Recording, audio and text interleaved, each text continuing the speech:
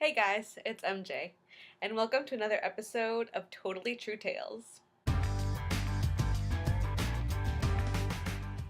The other day I was out on the lake kayaking and minding my own business. Hey guys!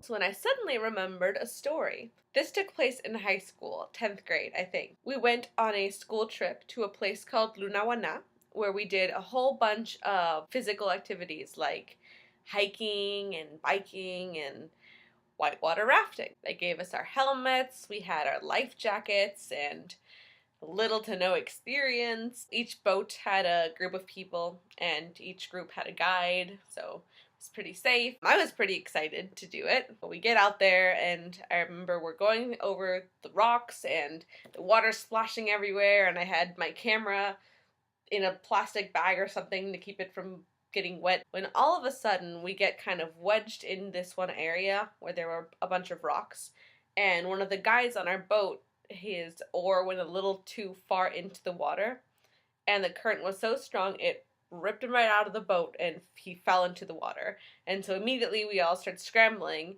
The guy next to him reaches out to grab him and then gets pulled into the water too. So they're both in the water now and we're all freaking out. Eventually they get pulled back into the boat and we were okay. So that was the first big scare.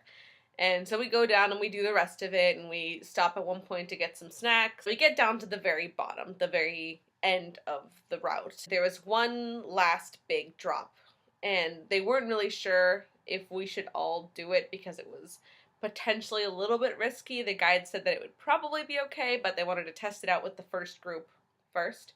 So we all had to get out of the water and go climb up this little hill and up onto this little cliff that overlooked the river. And so we're all watching, and the first group goes in and we see their boat tumbling over the rocks and they're shrieking and having a good time, and then all of a sudden they slip under this ginormous rock and everyone just kind of vanishes for a while.